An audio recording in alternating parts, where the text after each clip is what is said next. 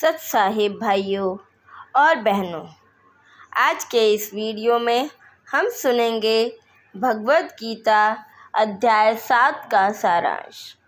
इस अध्याय की शुरुआत श्री कृष्ण द्वारा भगवान की ऊर्जाओं के भौतिक और आध्यात्मिक आयामों का वर्णन करने से होती है। वे बताते हैं कि एक धागे में पिरोए गए मोतियों की तरह ये सभी ऊर्जाएं उनसे उत्पन्न हुई हैं और उन्हीं में समाहित है। पूरी सृष्टि उन्हीं से शुरू होती है और उन्हीं में विलीन हो जाती है। हालांकि उनकी भौतिक ऊर्जा माया पर विजय पाना बहुत कठिन है, लेकिन जो लोग उनके प्रति समर्पित होते हैं वे उनकी कृपा से आसानी से इसे पार कर सकते हैं। फिर वे 4 प्रकार के लोगों का वर्णन करते हैं जो उनकी भक्ति में लीन होते हैं और बाकी 4 जो उनके सामने समर्पण नहीं करते। वे कहते हैं कि जो भक्त ज्ञान पूर्वक उनकी पूजा करते हैं और अपने मन और बुद्धि को उनमें समाहित कर लेते हैं वे उन्हें सबसे प्रिय होते हैं। फिर भी कुछ लोग भौतिक इच्छाओं से भ्रमित हो जाते हैं और दिव्य देवताओं के सामने आत्मसमर्पण कर देते हैं, जो उन्हें अस्थायी भौतिक समृद्धि प्रदान करते हैं। हालांकि ये दिव्य देवता भी सर्वोच्च भगवान से अपनी शक्तियाँ प्राप्त करते हैं, इसलिए भक्ति का सबसे योग्य पात्र स्वयं सर्वशक्तिमान भगवान है। श्री कृष्ण आगे पुष्टि करते हैं कि वे परम सत्य और सर्वोच्च अधिकारी हैं।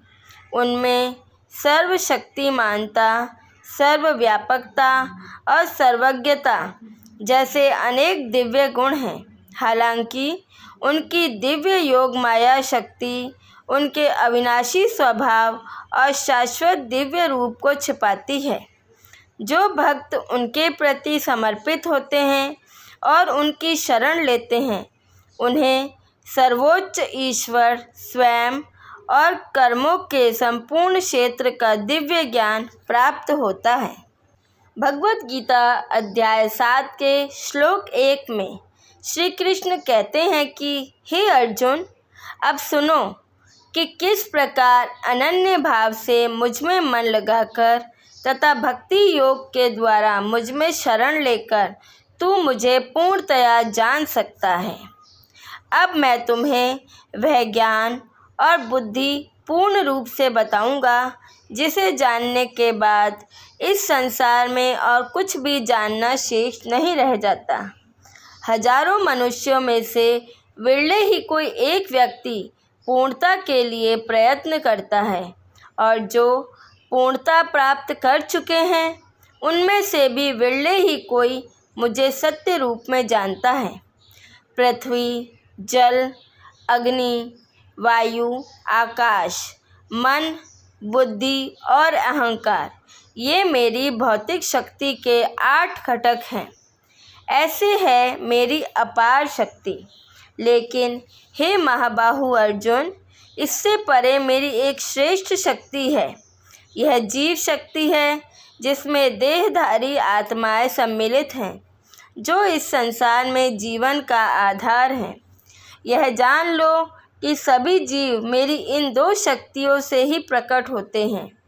मैं ही संपूर्ण सृष्टि का मूल हूँ और यह मुझ में ही विलीन हो जाती है। हे अर्जुन, मुझसे बढ़कर कुछ भी नहीं है। सब कुछ मुझ में ही स्थित है, जैसे धागे में पिरोए हुए मोती।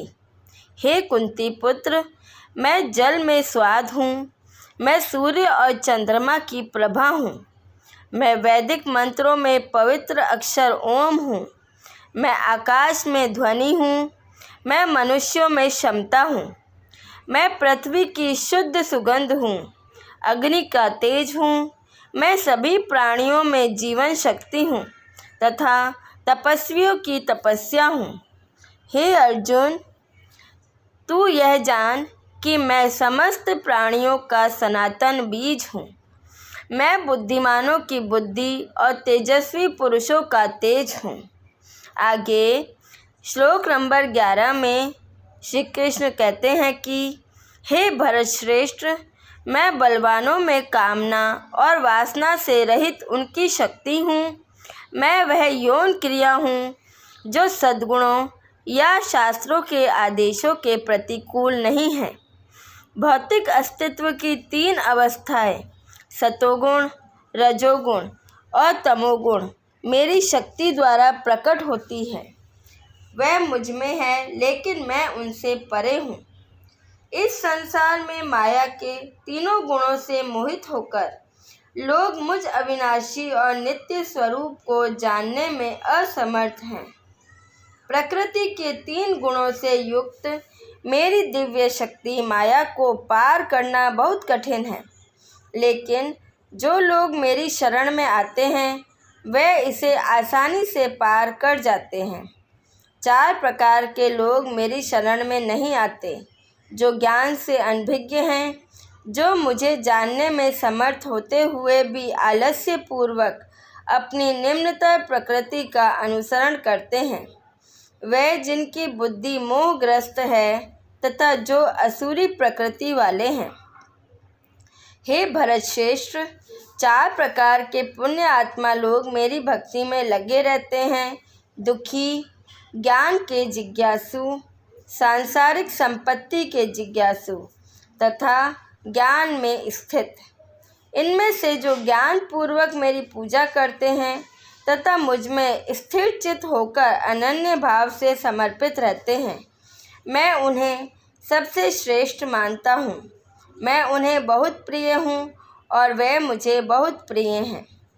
जो लोग मुझ में भक्त हैं वे सब श्रेष्ठ हैं, किंतु जो ज्ञानी है वो जो स्थिरचित है, जिनकी बुद्धि मुझ में लीन है तथा जिन्होंने मुझे ही अपना परम लक्ष्य मान लिया है, उन्हें मैं अपना ही स्वरूप मानता हूँ। अनेक जन्मों की साधना के पश्चात ज्ञान से संपन्न मनुष्य मुझे ही सब कुछ जानकर मेरी शरण में आता है। ऐसा महान आत्मा सचमुच बहुत दुर्लभ है।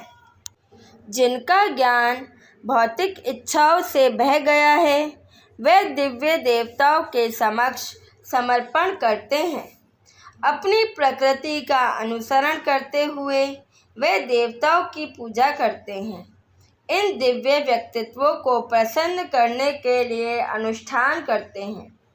जो भक्त श्रद्धापूर्वक जिस भी दिव्य रूप की पूजा करना चाहता है, मैं उस भक्त की श्रद्धा उसी रूप में स्थिर करता हूँ। श्रद्धा से युक्त होकर भक्त किसी विशेष देवता की पूजा करता है और इच्छित वस्तुओं को प्राप्त करता है, परंतु वास्तव में इन लाभों की व्यवस्था मैं ही करता हूँ। परंतु इन अल्पज्ञ लोगों द्वारा प्राप्त किया गया फल नाशवान है। जो लोग दिव्य देवताओं की पूजा करते हैं वे दिव्य धामों को जाते हैं, जबकि मेरे भक्त मेरे पास आते हैं। अल्पज्ञ लोग सोचते हैं कि मैं परमेश्वर श्री कृष्ण पहले निराकार था और अब यह व्यक्तित्व धारण कर लिया है। वे मेरे साकार रूप की अविनाशी उच्च प्रकृति को नहीं समझते।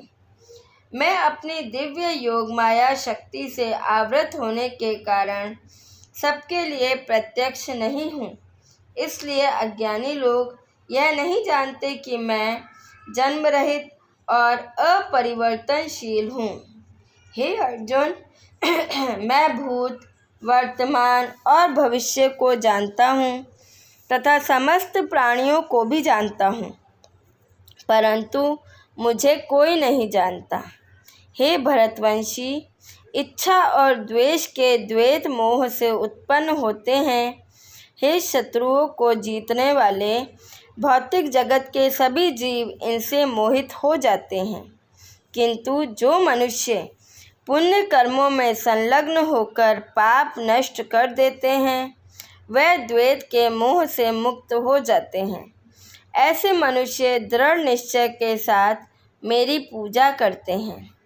जो लोग वृद्धावस्था और मृत्यु से मुक्ति के लिए प्रयत्न करते हुए मेरी शरण में आते हैं, वह ब्रह्म आत्मा तथा संपूर्ण कर्म क्षेत्र को जान लेते हैं। जो लोग मुझे अधिभूत यानी पदार्थ क्षेत्र तथा अधिदेव यानी देवताओं का नियामक तथा अधियज्ञ यानी समस्त यज्ञों का स्वामी के रूप में जानते हैं, ऐसे प्रबुद्ध आत्माएं मृत्यु के समय भी मेरी प्रति पूर्ण चेतना में रहते हैं। इसी के साथ अध्याय 7 समाप्त हुआ। हमारे साथ बने रहने के लिए धन्यवाद।